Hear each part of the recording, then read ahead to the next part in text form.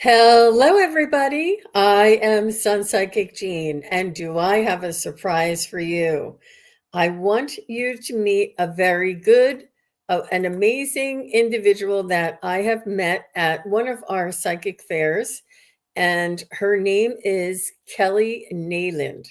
And Kelly is the visionary force behind Lasting Light Wellness, and she works out of Columbia, Maryland.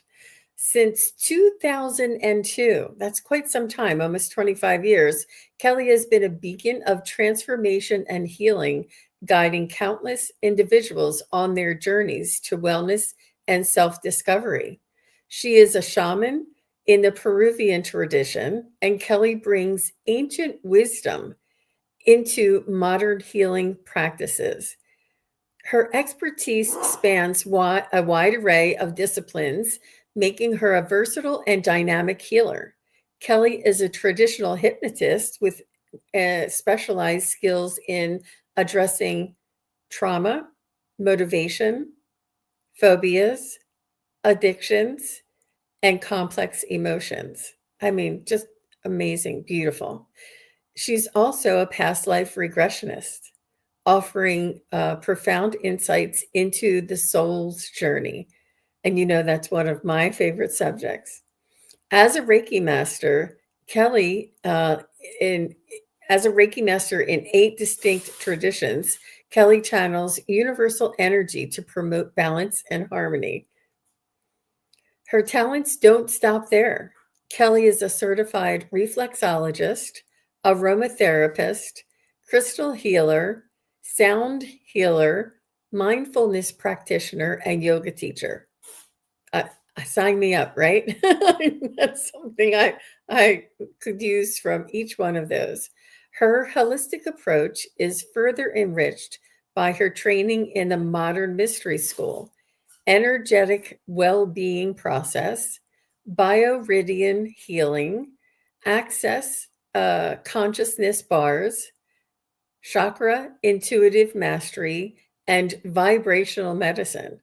We all know about frequency and vibration here, right? At Lasting Light Wellness, which is the name of her business, Kelly combines a cutting edge technique in energy work, hypnosis, EFT, and vibrational medicine to help clients overcome trauma and break free from recurring patterns. When visiting her website and her healing center, Lasting Light Wellness, whether in person or virtually, you'll find sessions, courses, crystals, essential oils, and wellness products. I have Kelly's links below, and I also have 2 links to some classes that she's going to be talking about and inviting us all to later on in this talk. So, without further ado, let's bring Kelly on. Hi, thanks so much, Jean, for having me on. I really appreciate it, and I'm happy to speak to all of your viewers. Oh, thanks for being here, Kelly. So nice to have you.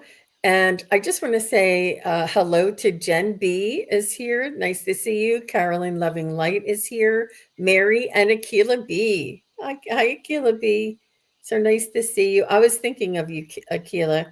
And what I wanted to start with is before we ask Kelly to tell us a little bit about herself, I wanted to share with you when Kelly and I met, it was at a psychic fair recently that we were both attending. And in the beginning of the show, we all gathered together at the front to have a little prayer and a little get together and share energy and, build our energy together. So everybody's walking up and you're holding hands with each other and you're reaching back, and then somebody else comes in and you're reaching back and you're holding hands with each other. And I'm sitting there and they all said, close your eyes, so I'm closing my eyes and I'm holding on to Kelly's hand. I didn't know she just was coming up from behind me. We had never met before. And my hand, I could feel the energy, the healing energy coming through her hand. I was trying to focus, and it's a little 3-minute focus in the beginning. And when we were done, I turned and looked at her. I said, "Are you a healer?" because I could feel it. I could feel her hands. She said, "Oh, I didn't know they were on. She didn't know they were turned on." It was a beautiful. And I said, "Well, I have got to have you on my show." So, and here she is. Here she is. And Kelly's healing center is called Lasting Light Wellness.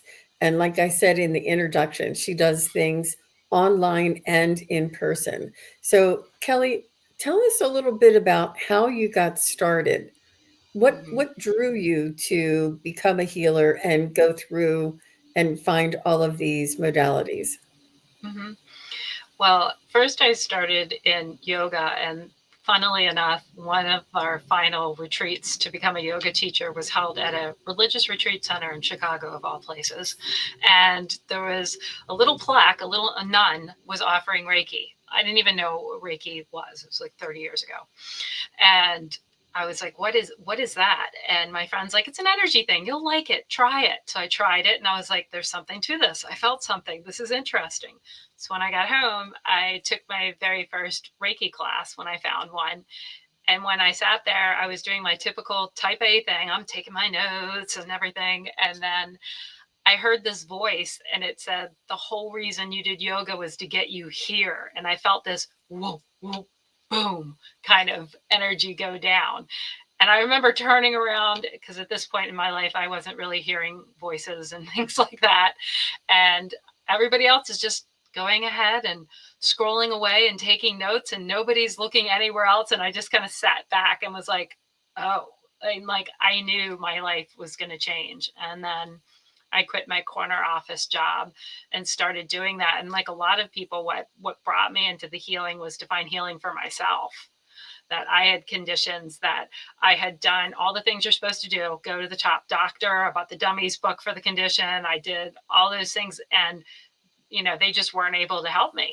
So I thought, well, I'm not going to roll over and play dead. I'm not, I'm not looking for that in my life. So that's what just got me on this whole path to healing. And then I learned several different types of Reiki, and then that led me into learning about shamanism. So first I studied with the Cherokee in the US, and then my Cherokee master died, and my friend was like, hey, there's some Peruvians coming into town. I really think you'd like it. So I started talking with them about how they do shamanism, and I've since been to Peru many, many times since then.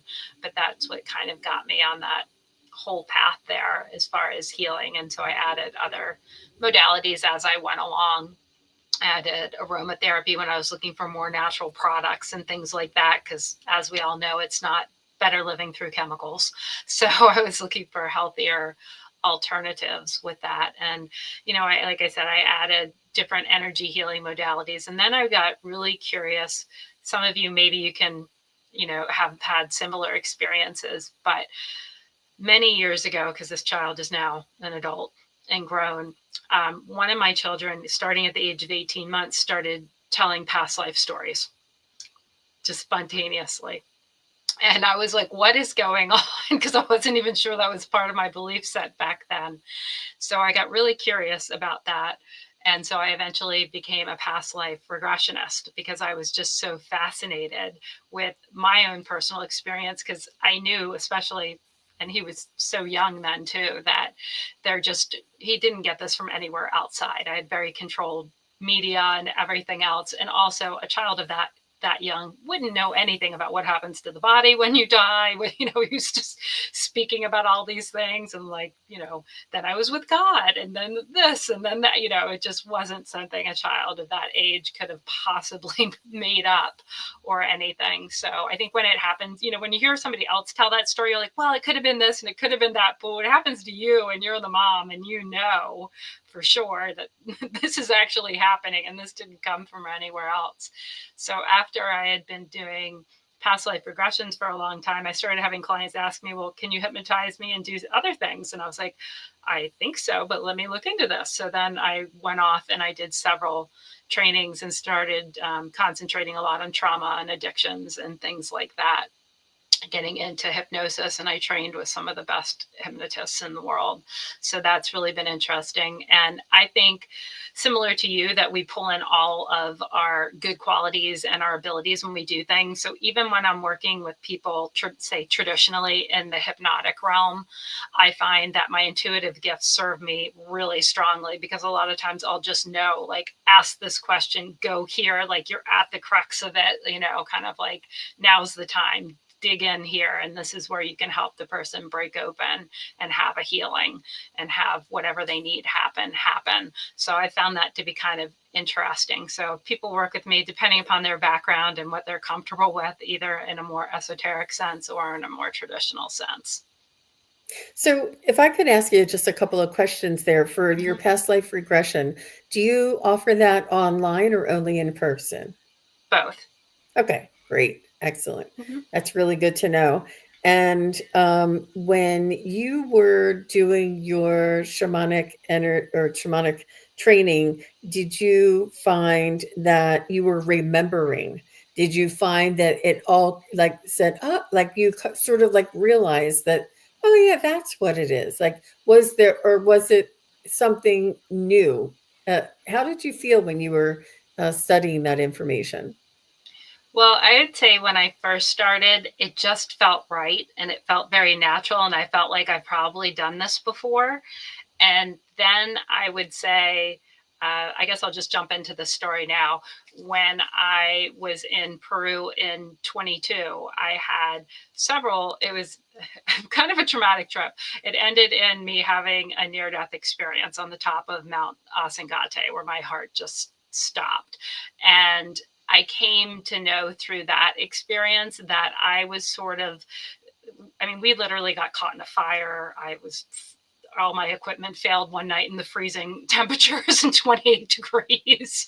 So there were several things that happened to me. Like I had like almost like 3 mini deaths along the way before I had the near death experience. And that experience showed me that I was reliving the process of what I went through as an Incan priestess, like the Oh, ritual rites, that I was like reliving that in a different way.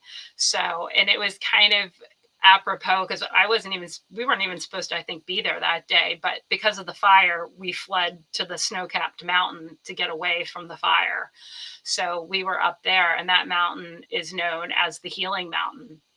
So I'm on the Healing Mountain. I'm in my tent. I had asked for help, and somebody forgot about me. And it was just meant to be. It's just all part of the play we were all in, you know. And I remember just hearing like my heart stop, because we're in the middle of nowhere on a mountain. And this tip of the mountain's up there. And it's not even viewable a lot of times because you're at 14 to 16,000 feet is the apex of it. But that mountain's known as the Healing Mountain. So I remember just screaming out, "Save me," when it happened. So I didn't feel like, after I felt my heart stop, I was just taken out. So I didn't feel anything mm-hmm. physically that was going on with me that you would expect to be. You know, I wasn't feeling chest tightness or choking or anything like that, because I'd already left my body Mm-hmm. during that. So it was a very interesting experience, shall we say. And and how long do you think that you were in that not alive stage? It's kind of hard to say, but I know that after a period of time, I came to a brief moment of consciousness where I heard a voice to give me instructions about to do a few things to, I guess, realive myself, so to speak. I don't even remember doing them, but I could tell after the fact that I did. And that was then 45 minutes later Oh my that gosh. I looked at, that I came back to full consciousness. But I'm not sure. I don't think I would still be alive here. Obviously, I don't think I was dead that whole, period of time, but you just don't have any concept of time when you're Mm-hmm. out of your body. So I don't, and we were, like I said, on a mountaintop. So I did have a watch, but that was about it. Mm-hmm. And so do you feel as though our challenges are, you know, the the going through these challenges, the most difficult times in our life, that these are here to help us to grow and expand. Do you feel as though that you're meant to go through such adversity and challenges on that trip so that you would have a new understanding? Like, I almost feel like you went up the mountain one person and you came back down another person, because you now Mm-hmm. had that awareness, that reality, that certainty of being on the other side and being here. And you carry both of that with you here when you walk down. I mean, I'm not saying that there was some, well, I don't know. I think there was a divine intervention. And I feel as though that this was meant to occur, and that it was only to enhance and to open you up enough so that you could be the healer that you are today. Mm-hmm. It was funny too, because I had such psychic premonitions of dread of going on this trip, and I remember asking several of my psychic friends, I'm like, "Are you sure it's going to be okay? Are you sure it's going to be okay?" Because I've gone to Peru many times, so I know what it's like to travel in South America. I'm fine with that. I couldn't even pack. I mean, I had to ask my husband to help me pack. I couldn't even pack, and I've never done that ever in the 30 years I've known him. So it was like I had this sense of like dread going to this, where I was like, this is strange. Like I was like really excited to go with this group and do this work. And when I went through this, I do feel like it was slated, especially given the information I got, that this was just a reliving and a opening up of knowledge for me back to the knowledge that I had when I was an Incan priestess. So I do feel like, if you want to say it's destined or whatever terminology you'd like to use, I do feel like I was meant to go through this. And what happened to me afterwards, and I definitely do agree, a different person coming down. It was so funny too. I will interject and say, people were like, after we left the mountain, we went back to Cusco, and a lot of us decided to stay on and do some touristing and go to sacred sites and things around there. And people were like, "I saw your pictures on Facebook and you were smiling." I was like, I was smiling because I wasn't dead, and I was happy about that. So it does give you like a completely different perspective on things.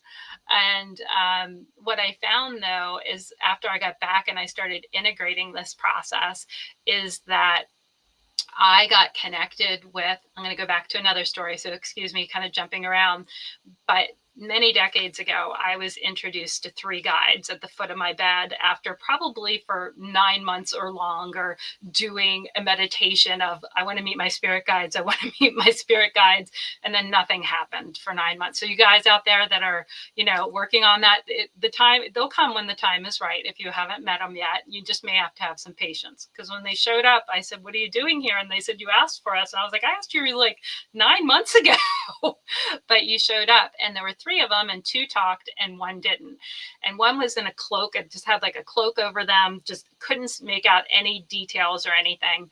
And I was like, "What's with that one?" And they're like, "You're not ready for that one yet, but when you do, it'll knock your socks off." So after the past life experience, I was doing a shamanic journey, and that energy came to me, and I realized who it was, that it was that guide.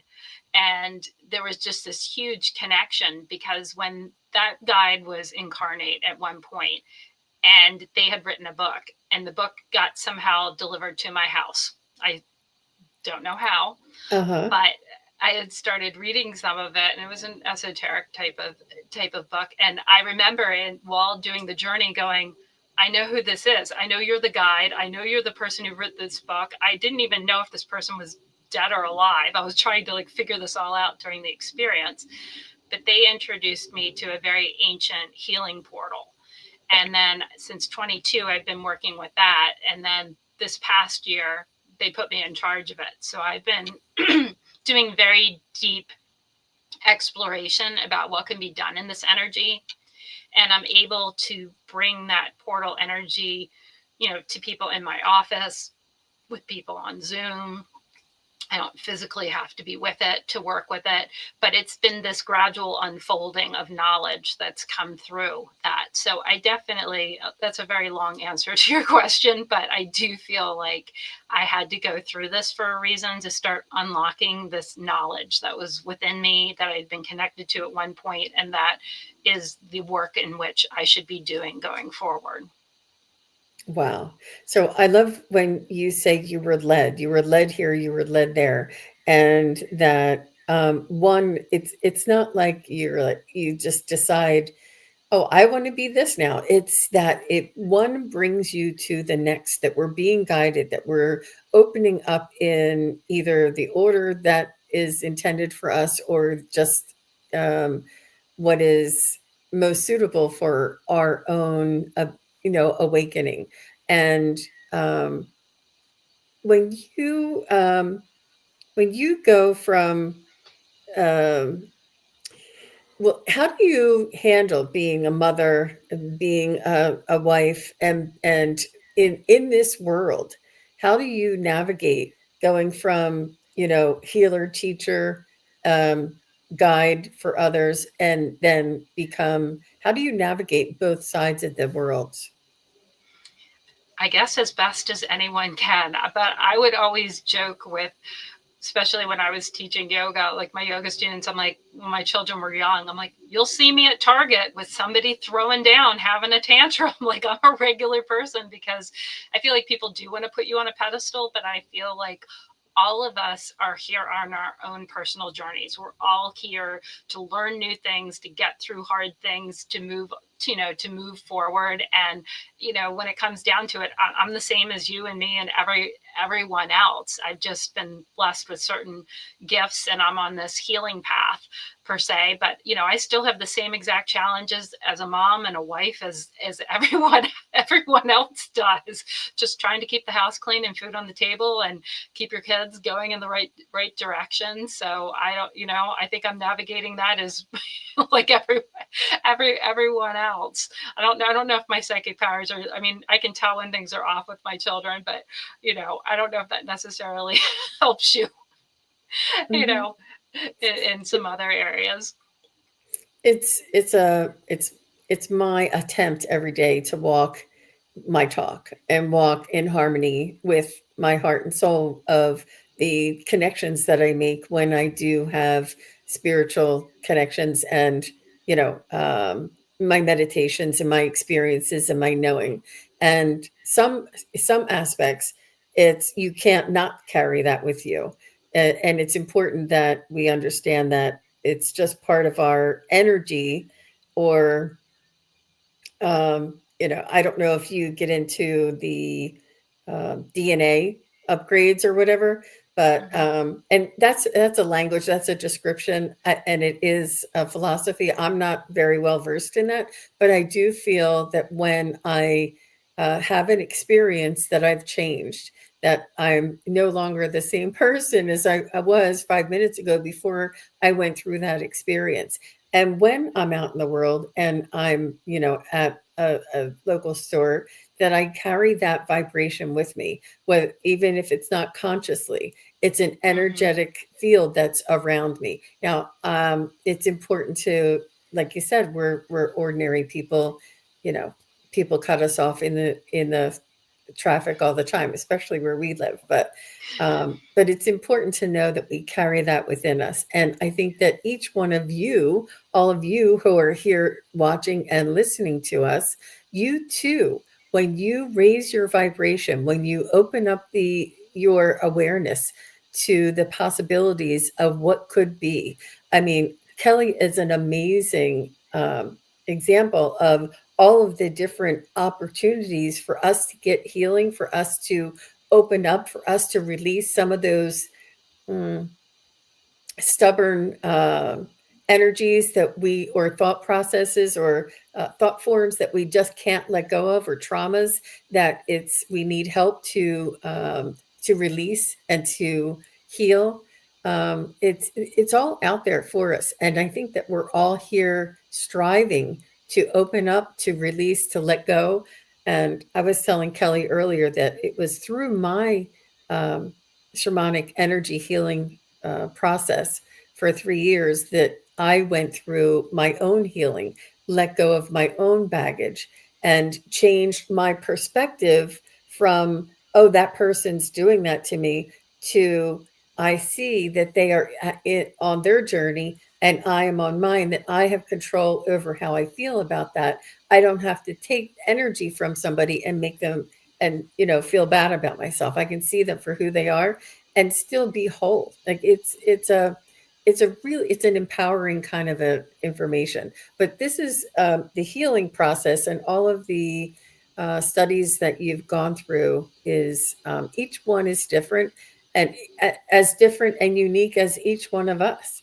And I think that that also is quite unique what you offer, Kelly, that anybody, or that has an issue, and it's personal and different to each person, that you would have what it takes to to get them to the place where they need to be. um, I'm not sure of the terminology with that, but that's what Mm-hmm. I felt guided to say.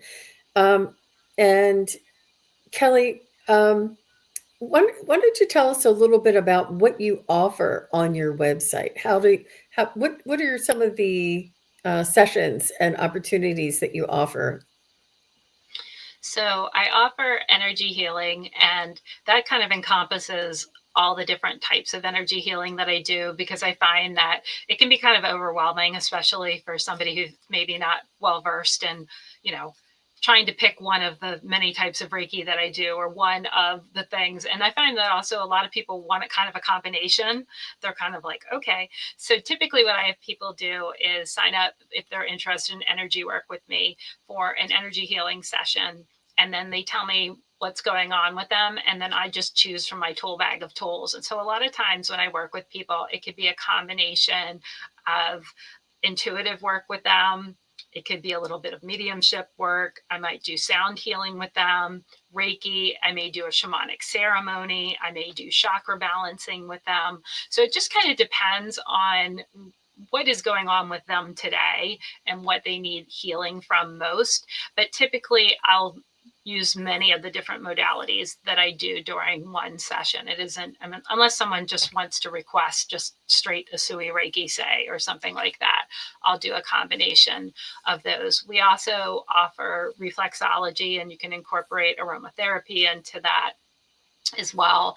And then on the hypnosis side, we tend to do both traditional hypnosis. So we do long series for emotional release and trauma work, or people trying to quit smoking and things like that, or weight loss, different areas, or overcome phobias. And then we also do past life regressions, which is very exciting as well. I remember one time, I think the funniest thing I had happened once during a past life regression, or actually two different ones. One was, I remember this woman, and she did not have an advanced education or a background in this whatsoever, started speaking an Asian language when I started Oh, asking her the questions, and was just spouting off. And I kept on having to say, can you tell me in English? Can you tell me in English? Because I'm trying to guide her through the experience. And she even said, she's like, I knew what I was saying, but I don't know those words. I've never learned an Asian language. She goes, I don't know any foreign language, let alone an oh Asian my gosh. foreign language. So it was really interesting. And then I remember I had someone else who recalled a lifetime not on this planet. So that was also very interesting as well. So I find that the past life work kind of really fascinating. But I have people I work with, and I give them a list of questions to work through to give me, that I'll edit and what have you before we get started, because I don't like past life regressions just to be a party trick. I mean, it's really interesting to know maybe you were a healer or a cook or an artist or something like that, but I'd really like people to get actionable items that are going to help them in their healing, or help them in their understanding of, like, why do I have a challenging relationship with this person, or why am I always drawn to this profession, or why, I want them to be able to get something out of the experience, rather than it just be kind of like, well, that was interesting kind of thing. So that's how I work with the past life regressions. And then we also teach classes. So we do in-person as well as virtual classes. Right now, I am in the process of rolling out our whole online academy. So we have launched with level 1 of shamanic Andean training, which I'm very excited about. It's one of our keystone classes that will have 2 additional levels for people who want to go on higher very shortly. I'm in the middle of recording the level 2 and 3. And we have Reiki Usui 1 up there, but we're going to be adding many classes, a bunch of which you can see on the website and put your information down for when it launches. So I'm really excited. We're working on Egyptian Reiki and a bunch of other different kinds as well. So that's what I'll probably for the next year, I'm going to be recording a heck of a lot of things. So typically people work with us either in person in our office, or we offer everything with the exception of reflexology, because we can't do that on Zoom. On Zoom, on Zoom, that one's a little challenging. On Zoom as well. Mm-hmm. And Akila says, this is exciting. Yep, Akila, I knew you would like it. So let me just share a little bit, if you don't mind, Kelly. This is Kelly's website here, and you can find all of her different offerings explained here. And I'm just going to jump right over to the classes and events page. And if you go under our online academy, it'll show the new classes too. I'll go under online. Yeah, there it is. So you can see the first 2 are the Shamanism 101 and the Usui Reiki 1 are both live. And then the other ones are coming soon. I see. Wow. Wow. Wow. I know I will be one of the class members for sure. Wow. Look at that. I know, you guys, it really is real. And you know what? What I want to maybe offer everybody is they hear me say this, they hear me talk about this, and they know that energy healing and crystals and past life regression and getting a reading sometimes is healing. And, it's about raising your frequency and vibration, opening up your awareness, connecting yourself to your own spiritual or your soul's vibration, your soul's connection right through here to the spiritual realm, to the aspect of you that's here, to the aspect of you that's there, and to enhance and to grow as a human on this earth with the knowledge and the connectivity or the awareness of the spiritual realm. They want us to bring, they call it heaven on earth, but they want us to bring those aspects and walk in harmony here. Not just all ego, not just all, get the car, get the house, have the 2.5 kids, and, retire. That was what was told to us. That's like it's conditioning. It's what one person wanted, and they thought everybody wanted it. But it's important for us to be an individual. And, the currency is energy. The currency is love and compassion. It's humanity. It's connection, and it's about evolving our soul while living this human experience. And for us, we all know that you're all here. We all know that you all are aware and that you're thirsty for more information, for more. Oh, I didn't know I could do that. Oh, I didn't know that was available for healing. I really have something stuck, a trauma in my past that I just let it go. But it's important to bring it up, let it out, so that you can live authentically you without all of these conditions or traumas or, limited thinking holding you back. It's about releasing your soul's expression and being your authentic self.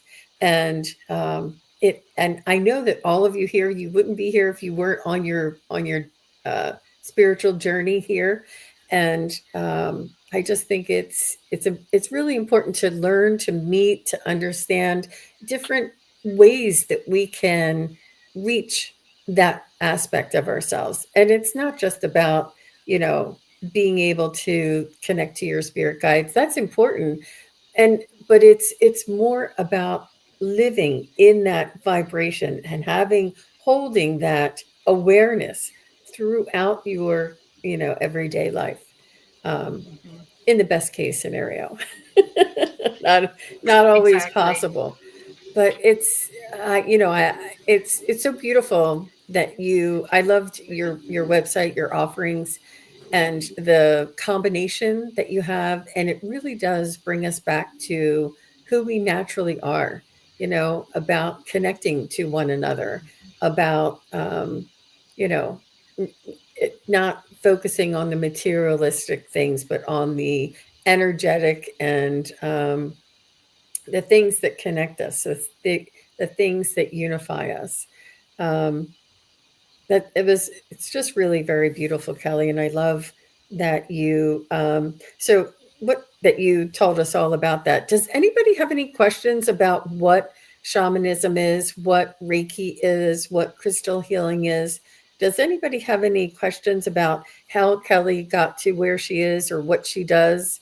Not necessarily personal questions at all, just about any of the topics that she teaches.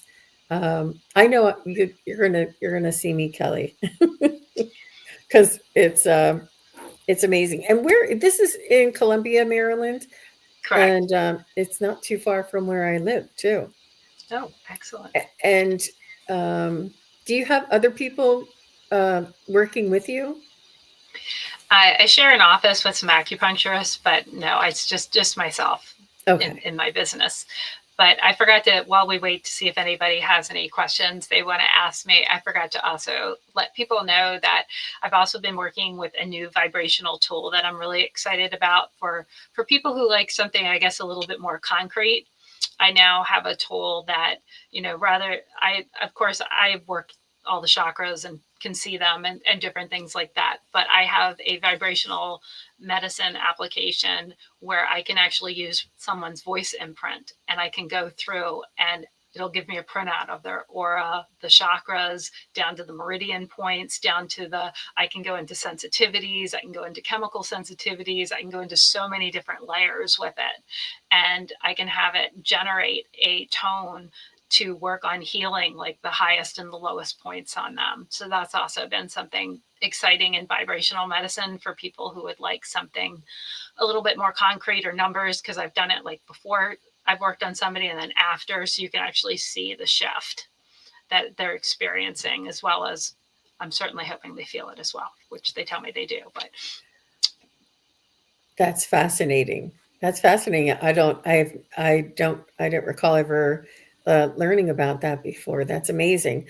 Um, and everything is energy, and we all know this here. Now, on my show, a lot of times we focus on spirit guides, angels, connection to the spiritual realm, learning to listen for our own guidance, and psychic and mediumship a lot, and that type of a spiritual realm, and a little bit in the healing. We dabble a little bit, but it's a way for us to, if you have been searching to connect to your spirit guides, or listen for guidance and feel, your angels around you, or it's important that when we go through this type of exploration and perhaps healing and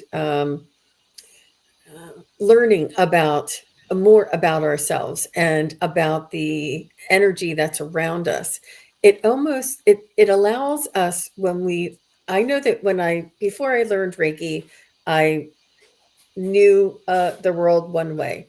After I learned Reiki, I was so in tune with the subtle energies. It taught me what it is, and I'm like, oh, that's what it's called. Like we've always had it, we've always felt it, but we didn't have a name for it, and we just sort of like didn't pay attention to it. So it's about learning with what we already have. It's not that you don't have it; it's that it's not. A focus for you to develop and to um, expand, and it also mm-hmm. helps you in many different ways. I know that if you don't mind, Kelly, somebody told me that it brings joy to your life. And don't we all need some of that now? You know, Yes. it, it is a knowing, it is a certainty, it is a connection, it is a vibration that you hold that it allows us to experience that joy. Um, it really it does enhance, and going through some of these modalities or healing processes, it can really turn things around and open up possibilities for you. So I highly encourage anybody who's on their path, and I know a lot of people here have experienced that. So Carolyn has a great question. She says, "What is the best path to open the pineal gland?" Okay, I'm not a pineal expert, but what I would say in my experience that I've done is one, I've fluoride tends to clog up the pineal gland, so I use fluoridated toothpaste, as well as I have filtered water that I tend to use. It's hard to get away from it altogether, because if you've ever used canned goods or eaten out anywhere, you're going to get exposed to some of it. That can help. Then there's also different techniques. There's some are I would say, heart mind resonance you can get into from certain meditations that can bring you into that field where your pineal will open up. There's also things from the yogic path where you would concentrate and do certain types of yogic breathing where you literally then start pumping the energy up and try to get your pineal gland to start to squeeze and open when doing that.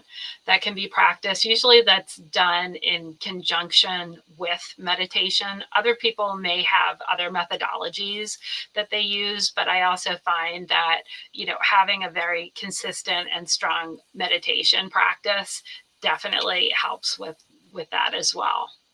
Hmm. I love that, Carolyn, and with intention, through your meditations. I too find that I don't drink the tap water for many different reasons, and I've also learned about that, and she about the fluoride. And Carolyn says that she just was reading an article about fluoride, and it's funny that you didn't realize that the two went together. But it's not only opening the pineal gland, but it's activating that natural aspect of ourselves that we've always had, that we've sort of not ignored, but just didn't pay attention to, because it's not utilized so much in this 3D world with you know with all the materialistic kind of Mm-hmm. demands on us. It's not as, but it is, and in reality it is vital, it is so supportive, it is the gateway, it is, and but we just weren't taught that way. But we're changing now, we're all here now, we're all opening up, we're all learning, and coming back to, and I have to commend you, Kelly, because you seem to be one of the first, or not one of the first, but you had come upon this early in your life, uh, what I would say 25 years ago, that it was not as talked about and not as well known. Some books, a few shows maybe, but for everybody that's just starting on their path now, you have a plethora of information and access to learn and to explore your own journey. Yeah, so Carolyn says, I find I have trouble visualizing during a meditation. I believe that's a muscle, and that also um, will improve with practice. What do you say, Kelly? I agree with that completely. And I also think that different people work different ways, and that there are many different types of meditations. That there are walking meditations, there's labyrinth walking, there's greeting the sun meditations, there's kind of Sufi ecstatic dance meditations, which I've personally had very profound experiences doing. And sometimes even just looking at the candle flame, because it moves some, will keep your attention enough that will help. So I would say open your spectrum and try several different types of meditation, and you might find that one holds your attention a little bit more. So I would maybe think about trying those different ways, but it can be kind of fun. Like I remember once when I was just doing an ecstatic meditative dance, and I had literally not much of I just wanted to do it and experience it and see what happened. Like I had a new power animal join me when that happened. And I certainly wasn't even trying. I was just opening up and being in the state and being in the moment. I closed my curtains in my my living room thinking, oh, if my neighbors walk by, they're just going to wonder, what is Kelly doing dancing around there? But I had a great time, and it was a beautiful experience. But the more you do it, the easier it'll come. And I know personally, I thought I was going to flunk out of yoga school because I had trouble meditating because I'm such a natural type A person. So just don't give up. Like everybody does it a different way. And you got to remember too that, for most people, quite honestly, unless you're a Himalayan monk, you're really meditating for nanoseconds within, periods of time and minutes. So don't get down when everybody's like, well, I did an hour. It's great that you did a practice for an hour, but to be in that actual state, you were in chunks of it for that. But the chunks grow longer and longer the more you practice it. I also found that trying to be consistent, like if you pick the same time of day every day to meditate, your mind and body will start to go into that phase more easily, and it'll make it easier for yourself. So you might want to try that as well. Oh, that's a great tip. I love that. And I think that some guided meditations suggest that we visualize, and I know that that's one of my stronger clairs, that I always visualize when I meditate. But you can just listen. You can just follow the words. You can, be in a blue, field and listen to the words and experience the meditation that way.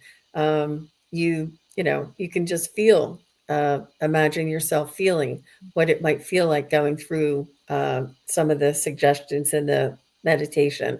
But it's about working with what you have, and when you practice, it does become easier. I do remember I started um, with a shamanic journeying class before I went on to the um, energy healing teaching. And shamanic journeying class, I could hardly hold the image of what they were trying to talk about. It took so much focus. I was like, it was like a little flutter, a little, like I could get like just a glimpse of it. And I could hardly hold my meditation or my focus on what they were talking about. I would like just drift away and go into my own awareness. I wouldn't be able to hold that focus. But that focus, that muscle, that awareness does strengthen over time. And that is where I go when I talk to your loved ones on the other side. It takes a lot of focus, a lot of uh, concentration, so to speak, and listening and watching at the same time. But I wouldn't have been able to get to that part of my journey if I hadn't uh, went through the shamanic journeying experience and strengthened my muscle that way. So we never know what we're going to learn along the way, or how we're going to open up and change along the way to help us to be in service of humanity, or to be our most authentic self. Um, so, Mm-hmm. Kelly, you I, wanted to go ahead. Can I just type it? I thought of one other thing. Another one, if you're struggling with visualizations, if you want to try a different type, would be traditional yogic chanting. Like you could chant a mala, and that keeps your mind occupied and may help you strengthen your meditation muscle. And then you could go back to trying the visualizations and see if it comes a little bit easier too. That's a great suggestion. That's that sound healing with the vibration of the chants. Ooh, mm, I'll Because tell they you should, so. I didn't mean to cut you off. I was just going to It'll, say that just real quick, I always do the traditional meditations in the Sanskrit as they're originally done just because the place that your tongue hits the roof of your mouth have different energy points and make different energy connections within your body. Some of them connect the microcosmic orbit, the loop of energy in the body. So, I mean, while you can chant to anything you desire, that's why I go the traditional route when I do chanting meditations. Sorry, go ahead, Jean. No, that's fine. That's fine. It's just so exciting, you guys. And this is just a very brief introduction of what is possible out there for all of us. And Kelly, you had a special going on that you wanted to tell us about? Yes. So since we just launched the shamanic training, we're offering that for $9.99, which is normally $14.99. So that's up on the website now for anybody that wants to join, and it'll stay that price until I get the other 2 levels done, and then that's going away. So we're excited about that. And we're also offering $99 healing sessions, both in person and online. Wow, very, very nice. Thank you very much. And you can find all of Kelly's information in the show notes below, along with her website link, the 2 courses, and it'll take you to that online course page, along with her email and phone number if you want to reach out to her and ask her any questions and just connect with her. So what Cindy says, I do who, and while I'm inhaling, I switch my focus to my breath. So between the 2 things, it carries me along. Are you familiar with the who? Am I saying that right? I am not, but I am familiar with breath work. So definitely breath work, whether you're doing yogic or different shamanic breath work, there's several different kinds. So I'm not familiar with that particular terminology, but the breath definitely carries the energy and carries the flow. And like I had said earlier when we were talking about the pineal, you can have profound changes within both your psyche as well as your body doing different types of breath work. I mean, there's different breath work that you can do that are a cooling breath to bring cooling energy into the body. There's some that you can do to pump up the energy in the body. So there's ones that are calming. So depending upon what type you're doing, it could definitely enhance your meditation practice, or you could use breath work to do other things as well. Wonderful. Well, thank you so very much, Kelly, for coming and sharing a little bit about what you offer and about yourself here today. Thank you, everybody in the chat, for coming and asking your questions and for all of your support. And I look forward to seeing you all again. I will be back later today. I have Valerie from Illumination Portal coming on at 3 p.m. Eastern. And then at 5 p.m. Eastern, I will be on with Nancy Jean from Nancy Jean's Garden. She's going to be doing a psychic profile with me. So I have a full day today, and I look forward to seeing you all back here again. And thanks again, Kelly. We'll see you soon, Thank everybody. You. Take care. You're welcome. Bye-bye now. Thank you, everybody, for watching. Your support is greatly appreciated. If you enjoy this content, hit like, share, and subscribe. Remember to click the bell to be notified of future videos. Thanks again. Bye.